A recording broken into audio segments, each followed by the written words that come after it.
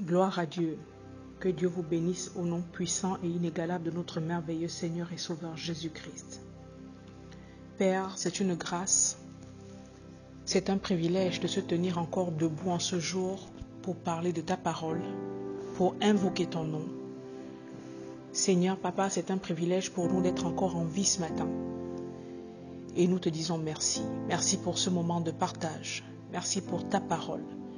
Merci, Père éternel, d'être là, de nous aimer, de nous tenir par la main, de nous accompagner. Tu es Dieu, tu es roi. En ce moment, Seigneur, Papa, où nous nous apprêtons encore à partager ta parole, tu es là, parce que là où ton nom est invoqué, toi aussi tu es présent. Et tu diriges tout de main de maître. Tu éloignes toute confusion et distraction, toute lourdeur, toute somnolence. Seigneur, tout manque d'attention, Seigneur, Papa. Et tu bénis tes enfants. Tu les bénis, Seigneur, pendant qu'ils écoutent cette parole, mon Dieu, mon roi. Sois béni au nom puissant de notre merveilleux Seigneur et Sauveur Jésus-Christ. Amen. Soyez abondamment bénis, mes frères, au nom de Jésus-Christ. Nous ouvrons une nouvelle série autour de la nouvelle naissance. Nous allons parler de la nouvelle naissance. Et cela va se poursuivre sur un nombre d'enseignements par la suite, afin de parler, de développer de quoi il s'agit de la nouvelle naissance. Parce que de nos jours, on se rend compte qu'il y a des gens dans les églises qui ne savent absolument pas ce que c'est qu'être né de nouveau. Ils ne savent pas ce que cela signifie. Ou bien il y a des gens qui pensent qu'ils le sont, alors qu'ils ne le sont pas du tout. Et nous allons commencer déjà par définir la nouvelle naissance. Qu'est-ce que c'est?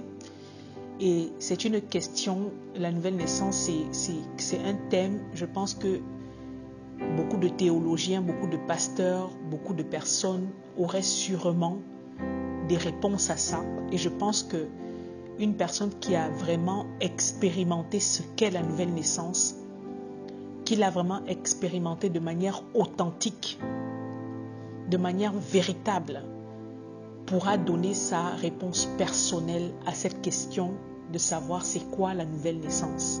Parce que c'est quelque chose que chacun de nous a vécu personnellement à un moment de sa vie.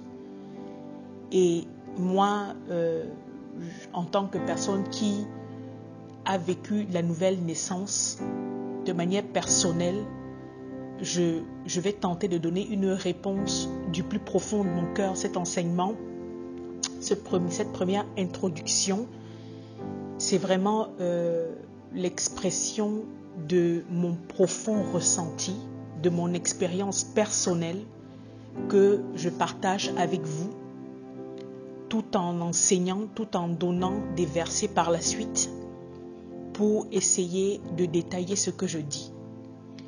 Mais déjà, dès l'introduction, pour moi, la nouvelle naissance, c'est une rencontre. Et c'est une rencontre personnelle, une rencontre particulière entre le Seigneur Jésus-Christ et moi. C'est une histoire de conversion profonde. C'est un changement radical de pensée, de personnalité. C'est un passage d'une condition de vieil homme, de pécheur, de païen, de méchanceté à une condition d'enfant de Dieu. Une condition de menteur à une condition de quelqu'un qui se tient dans la vérité, du moins qui s'efforce de se tenir dans la vérité.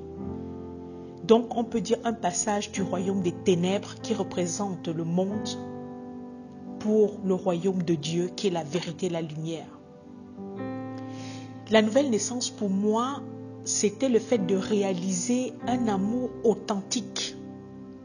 Un amour qui a poussé Dieu Tout-Puissant, l'Éternel, le Yahweh, à donner son Fils bien-aimé unique Jésus-Christ, afin qu'il souffre, qu'il meure sur une croix, afin qu'il porte ma misère, afin qu'il porte mon péché, afin qu'il porte ma maladie,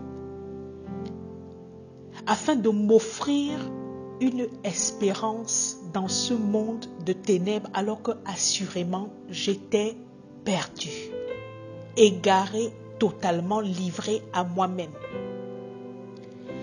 La nouvelle naissance pour moi qui vous parle aujourd'hui, c'est l'histoire d'un choix.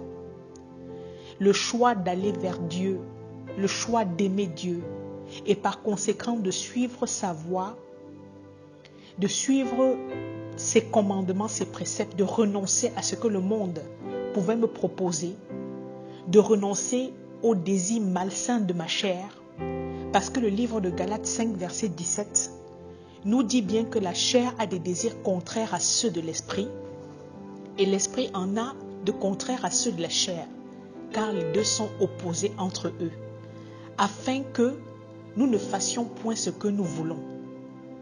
La nouvelle naissance, c'est une décision à un moment donné de la vie d'une personne, et une décision ferme, une décision de résistance autant que possible devant le péché, devant la séduction de ce monde.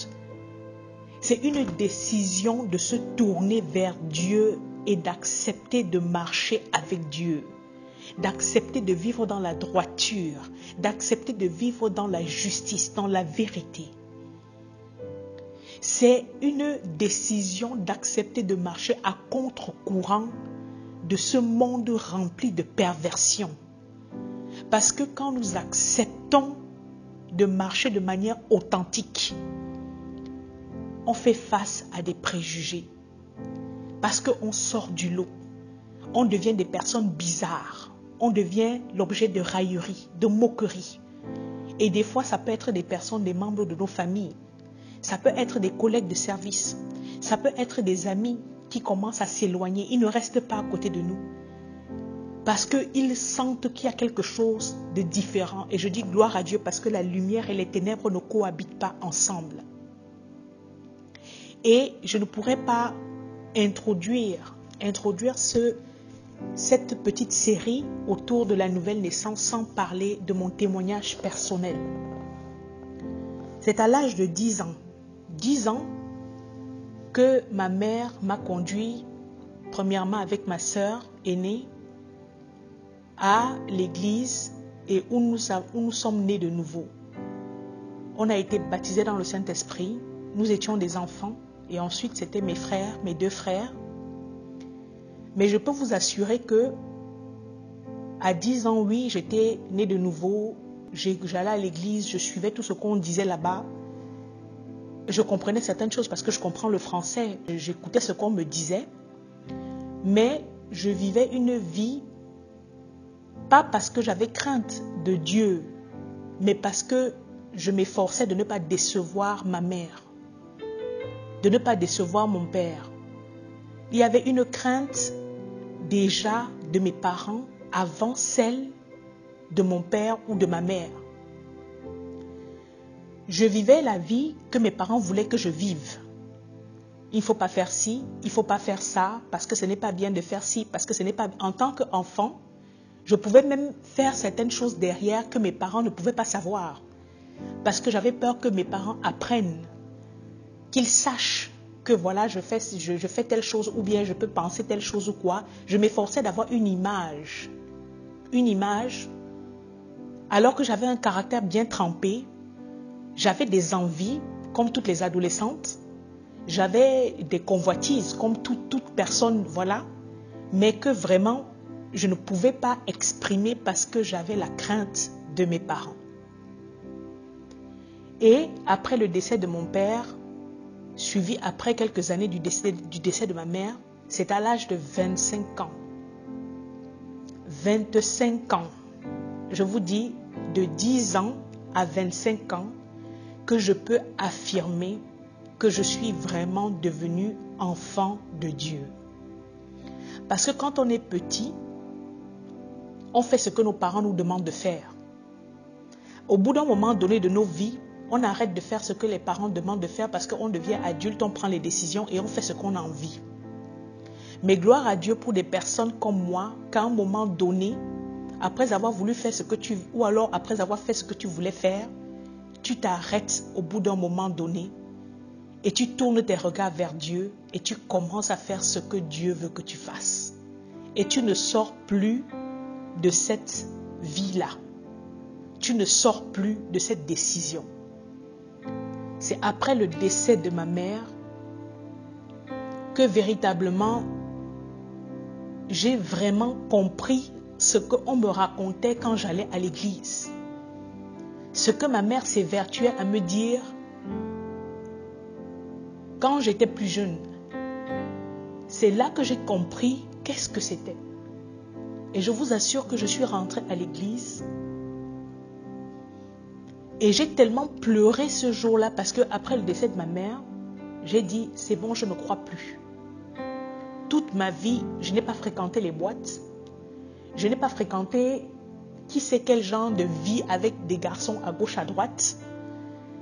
Je me suis freinée devant certaines choses. Je ne suis pas allée au bout de certaines de mes envies. Je ne me suis pas rebellée. Je n'ai pas, fait quelque chose d'outrageux, de grave. Et je pensais que c'est parce que j'étais comme ça que je méritais une bénédiction, que je méritais, je pensais que parce que je m'efforçais d'être, je ne sais pas, une image de chasteté ou de je ne sais pas quoi, de bon comportement, je croyais qu'une bénédiction particulière s'attachait à moi. Mais je n'avais pas compris que ce n'est pas comme ça que ça fonctionne. Après le décès de ma mère, j'ai observé une période où j'ai dit stop. Pendant des années, on m'a embobiné. J'ai toujours prié. J'ai toujours fait ce qu'il fallait que je fasse, mais mes parents sont quand même morts. Et cette phrase répétait dans mon intelligence tout le temps. Sois ce que tu veux être. Voilà que c'est des balivernes. Voilà que tout ce que tu as vécu, voilà donc le résultat de où tu es arrivé. Vis ta vie. Fais ce que tu veux. J'ai décidé que je ne prie plus. J'ai décidé que je ne crois plus. Et c'est durant cette période de ma vie que je vous assure que, en l'espace de quelques mois, j'ai abandonné le droit chemin. Oui, j'ai connu une période rétrograde où j'ai tenté de faire comme le monde, comme tous les gens de mon âge. Ce n'était même pas quelque chose de forcément mal, parce que quand je vais dire ça, quelqu'un va croire que peut-être je suis allée à la drogue ou je suis allée... Non, je ne suis pas allée dans les extrêmes. Mais j'étais loin d'être la personne que je m'efforçais avant d'être. Jusqu'au jour où 3 frères sont rentrés dans ma chambre et ils m'ont regardé. Ils m'ont dit, ça ce n'est pas toi. Tu es une femme forte. Et moi je pleurais, je disais non, laissez-moi faire ce que j'ai envie. Laissez-moi sortir avec mon copain. Laissez-moi fréquenter les boîtes. Laissez-moi aller dans les milieux que j'ai envie d'aller. Mêlez-vous de ce que vous avez à vous mêler. Laissez-moi être en colère. Laissez-moi être triste. Laissez-moi faire ma vie. J'avais vraiment à cœur de tout bousiller. Mais quand je dis bousiller, c'était vraiment, excusez-moi pour le mot que j'utilise, mais j'avais vraiment envie de tout foutre en l'air. J'en avais ras-le-bol. Qu'on me dise que Dieu. Mais je veux dire gloire à Dieu pour les frères en Christ qui m'ont tiré, qui m'ont amené. Et lorsque je suis rentrée à nouveau à l'église, après avoir délaissé quelques mois seulement, Dieu a utilisé sa force toute puissante pour me ramener là et commencer à parler à mon cœur. Et je vous assure que c'était là, ce jour-là, que j'ai su vraiment ce que c'était la rencontre personnelle avec Dieu. Ce n'était pas chanter toutes les chansons du chansonnier. Ce n'était pas faire la belle fille, la bonne fille, la brave fille devant sa maman. Ce n'était pas prier d'une certaine manière et tout, alors que si on te laissait seul dans un endroit, tu pouvais vraiment faire autre chose que ce que tu présentais. C'est vraiment là que j'ai rencontré l'amour de Dieu. Et je peux dire que c'est vraiment à cet âge-là que quelque chose a changé dans ma vie. Une lumière est entrée. Mon système de pensée a commencé à se modifier. Mes convictions ont commencé à bouger. Je vivais maintenant non plus sous le regard de ma mère, sous le regard de mon père, mais sous le regard de Dieu. Je suis devenu quelqu'un qui recherchait Dieu, pas pour plaire à une personne, mais pour plaire à Dieu. Je suis arrivé à demander à Dieu, fais-moi connaître ta vérité. Révèle-toi réellement à moi. Comme le livre de Jean, le verset de Jean, chapitre 8, 32, qui dit, vous connaîtrez la vérité et la vérité vous rendra libre. Elle vous affranchira. Ce n'est pas l'église dans laquelle je suis allé m'asseoir qui m'a sauvé. Parce que l'église ne sauve pas. Mais c'est la foi, c'est la croyance que nous avons en Jésus-Christ, Fils de Dieu, qui sauve. Parce qu'il y a des gens qui pensent que parce que nous allons tous les jours à l'église, c'est le synonyme de salut, de nouvelle naissance. Le fait que nous observions tout ce qu'on nous dit de faire, c'est le signe. Non. Aujourd'hui, je vais vous parler de la nouvelle naissance. Mais pour parler de la nouvelle naissance, nous allons parler de Jésus-Christ, Fils de Dieu. Jésus-Christ, Fils de Dieu. Jésus-Christ, la porte. Jean 10, verset 9. Je suis la porte. Si quelqu'un entre par moi, il sera sauvé, il entrera et il sortira et il trouvera des pâturages. En d'autres termes, des pâturages, c'est quoi? C'est de quoi manger, c'est de quoi se nourrir, c'est de quoi être restauré. Et la première des choses qu'un enfant de Dieu mange ou devrait manger, c'est d'abord la parole de Dieu. Un enfant de Dieu devrait aller aux Écritures quotidiennement, se nourrir afin de nourrir son esprit, afin d'être fortifié dans son esprit. C'est ça qui permet de ne pas être comme ce que j'étais, un chrétien charnel, une apparence. Quelqu'un qui fait les choses pour plaire à un être humain alors que tu ne comprends rien de tout ce qu'on te raconte. Quelqu'un qui pouvait se mettre dans une colère terrible. Quelqu'un qui pouvait calomnier. Quelqu'un qui pouvait vraiment faire preuve même de méchanceté. Quelqu'un qui pouvait garder une rancune. Jésus-Christ, la porte. Jésus-Christ est la porte. Ce n'est pas le pasteur. Ce n'est pas le conducteur qui était devant moi, qui bavardait tous les jours. Ce n'était pas ça. Parce que c'est souvent ces genres de personnes qui se mettent devant, qui racontent des choses, qui disent beaucoup de choses et que nous, on les regarde, on les prend comme des exemples. Et après, quand ils déçoivent, on croit que c'est Dieu qui a déçu. On commence à penser que oui, c'est la faute de Dieu, c'est la faute de Dieu. Jésus-Christ, la porte, et non l'une des portes. Il est l'unique voie d'accès à Dieu, l'unique voie pour le salut, l'unique voie pour la vie éternelle, pour la vie dans l'abondance. C'est le seul nom, en ce seul nom de Jésus-Christ que nous trouvons le pardon de toute culpabilité, là où tout tombe vraiment.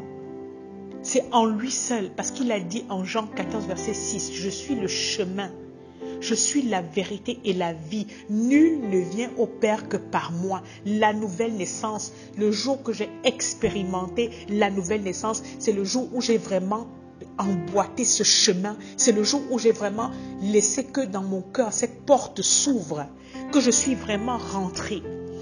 Acte 14, verset 12 dit, « Il n'y a de salut en aucun autre, car il n'y a sous le ciel aucun autre nom qui ait été donné parmi les hommes par lequel nous devions être sauvés. » Il n'y a de salut en aucun autre. Il n'y a de délivrance en aucun autre. Il n'y a de libération démoniaque en aucun autre. Parce que c'est au nom de Jésus-Christ que tous genoux fléchissent. J'étais un enfant en colère déçu, rempli de colère. Parce que je n'avais plus de parents et je ne savais pas pourquoi à moi ça arrivait. De solitude, manque de repères. livré à soi-même. Je cherchais mes repères et je ne savais pas comment faire. La nouvelle naissance. Le livre de 1 Timothée 2, verset 5-6 dit qu'il y a un seul Dieu et aussi un seul médiateur entre Dieu et les hommes, Jésus-Christ, homme, qui s'est donné lui-même en rançon pour tous. Il y a un seul Dieu et aussi un seul médiateur entre Dieu et les hommes, Jésus-Christ. Pas les anges, pas Marie, pas les saints. Il est le seul chemin, je le répète, la seule vérité, le pain de vie, l'eau vive, la parole faite chair, le Fils de Dieu qui intercède pour nous. C'est lui le seul merveilleux Seigneur et Sauveur Rédempteur, celui qui nous a réconciliés, qui a réconcilié le monde avec Dieu au travers de sa mort. On parle de réconciliation quand il y a conflit, quand il y a absence de paix, quand il y a tension entre deux parties antagonistes. Et c'est ce que nous étions à cause du péché originel, causé par la chute d'Adam, à cause de la désobéissance. Jésus-Christ est venu nous remettre en accord, en harmonie, en communion avec Dieu. Il est le pont entre nous et Dieu. Comme ce jour dans cette église, à cet âge de 25 ans, il vint me réconcilier avec Dieu. Parce que moi aussi, je faisais cet amalgame, cette erreur. J'étais en colère d'abord contre Dieu parce que j'avais prié. Je m'étais lancé dans toutes sortes de lamentations, dans toutes sortes de cris, de prières, de supplications pour que Dieu intervienne, pour que ma mère reste en vie. Mais elle était quand même morte. Et là, la déception, la tristesse, la dépression, la colère est entrée dans mon cœur. Et j'arrivais à manifester cette nature parce que on est le reflet de ce qui se passe à l'intérieur. Même si tu fais une apparence, tôt ou tard, ta vraie nature va sortir. Jésus-Christ ce jour est venu me réconcilier et me faire comprendre que non, ça ne se passe pas comme ça. Parce que déjà à la base, la relation que j'avais avec Dieu était une relation qui était basée sur ce que ma mère, sur ce que je voulais faire pour ma mère, sur le choix de ce que je voulais faire pour elle, et non pas pour ce que je voulais faire vraiment pour Dieu, parce que je ne comprenais rien. Je ne comprenais strictement rien, et ce n'est pas une honte pour moi de le dire, au contraire, c'est un témoignage. Et comme moi, beaucoup d'enfants de croyants, beaucoup d'enfants de pasteurs, beaucoup de personnes dans les églises sont comme ça. Mais la parole de Dieu dit dans 2 Corinthiens 5, versets 17 et 18 que si quelqu'un est en Christ, il est une nouvelle créature. Les choses anciennes sont passées, voici toutes choses sont devenues nouvelles. Et tout cela vient de Dieu qui nous a réconciliés avec lui par Christ et qui nous a donné le ministère de la réconciliation. Jésus-Christ est la grâce de Dieu pour nos vies et il est le don de Dieu pour nous pécheurs. Car sans lui, nous serions alors sans espérance. Pour toi qui m'écoutes aujourd'hui, comprends-le, il n'y a aucun autre moyen possible pour que tu sois sauvé que de franchir cette porte qui est Jésus-Christ. Comme je l'ai dit plus tard, beaucoup de gens sont convaincus que le fait de fréquenter des églises, de faire de bonnes œuvres, d'observer des jeûnes, des programmes de prière, d'obtenir des titres à l'église, dans les églises, sont synonymes d'être sauvés ou d'être enfants de Dieu. Beaucoup de gens ont donc une conception fausse, erronée de ce qu'est le salut. Beaucoup pensent qu'il n'y aura jamais de jugement, jamais de fin du monde, que tout le monde va aller au paradis ou autre. D'autres sont même convaincus du purgatoire, comme lieu où les âmes des morts terminent d'expier leurs fautes, leurs péchés. Mais c'est une invention, une abomination de l'enfer, parce que nulle part dans la Bible ce n'est écrit. Et c'est toujours un moyen que l'adversaire utilise pour tromper les gens. Si tu vis toute cette vie sur cette terre, et tu t'obstines à refuser d'accepter Jésus-Christ de ton vécu, si tu t'obstines à refuser ce salut, tu n'auras pas droit à la promesse de la vie éternelle. En d'autres termes, au salut, à l'inscription de ton nom dans le livre de l'éternité. Il est dit en Deutéronome 30, verset 19, « Voici, je place devant toi la vie et la mort, la bénédiction et la malédiction. Choisis la vie afin que tu vives. » Jésus-Christ est le chemin, la vérité et la vie. Si tu ne choisis pas la vie, si tu ne choisis pas Jésus-Christ, si tu ne choisis pas la bénédiction authentique, tu ne pourras pas être sauvé. Parce que Romains 6, 23, je le répète à chacun de mes enseignements, le salaire du péché, c'est la mort. Dieu a dit dans 1 Timothée 2, versets 3 à 4, « Cela est bon et agréable devant Dieu notre Sauveur qui veut que tous les hommes soient sauvés et parviennent à la connaissance de la vérité. » La vérité, Jésus-Christ, je suis le chemin, la vérité, la vie, parviennent à la connaissance de Jésus-Christ. C'est après le décès de ma mère que je suis parvenue à la connaissance. Parce que chaque chose a son temps. Voilà pourquoi en tant que parent, je sais ce que c'est. Je prie pour mes enfants, nuit et jour. Mais je prie qu'ils ne soient pas comme moi. Qu'ils puissent connaître plus tôt, avoir cette relation personnelle avec le Seigneur. Et non pas vivre une vie que moi je peux appeler d'apparence. Parce que oui, je faisais tout d'abord pour respecter ce que ma mère me demandait de respecter, sans chercher à comprendre plus. Il fallait que je sois une bonne enfant parce que je ne voulais pas décevoir mes parents. Mais j'ai fini par comprendre que l'apparence, comme la parole de Dieu dit, Dieu regarde au cœur et non à l'apparence. Éphésiens 2, verset 8, « Car c'est par la grâce que vous êtes sauvés par le moyen de la foi. Et cela ne vient pas de vous, c'est le don de Dieu. Ce n'est point par les œuvres afin que personne ne se glorifie. Car nous sommes son ouvrage, ayant été en Jésus-Christ créés pour de bonnes œuvres, afin que préparés d'avance nous les pratiquions. Nous sommes sauvés par la foi. » Alors, si toi qui m'écoutes aujourd'hui, tu n'as pas encore réellement fait cette rencontre personnelle avec ton merveilleux Seigneur et Sauveur Jésus-Christ,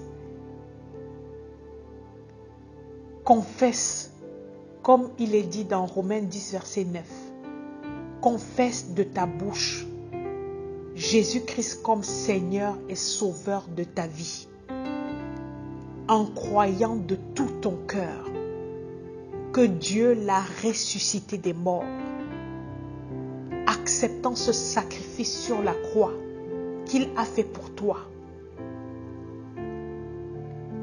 et tu seras sauvé. Seigneur Jésus-Christ, aujourd'hui je te donne ma vie. Je t'accepte comme Seigneur et Sauveur, en croyant de tout mon cœur, de toute mon âme, de toute ma pensée, de toutes mes forces, que Dieu t'a ressuscité des morts et que tu es assis souverainement à sa droite. Je t'accepte comme Seigneur et Sauveur de ma vie. Viens et dirige-moi, guide-moi, montre-moi le chemin que je dois suivre. Car ta parole, la parole de Dieu déclare que tu es le chemin, la vérité et la vie. Que je ne peux pas être sauvé que en passant par toi. Je t'accepte aujourd'hui comme tel. Que Dieu nous fasse grâce. Que Dieu nous bénisse au nom puissant de notre merveilleux Seigneur et Sauveur Jésus-Christ. Amen. Soyez bénis au nom de Jésus-Christ.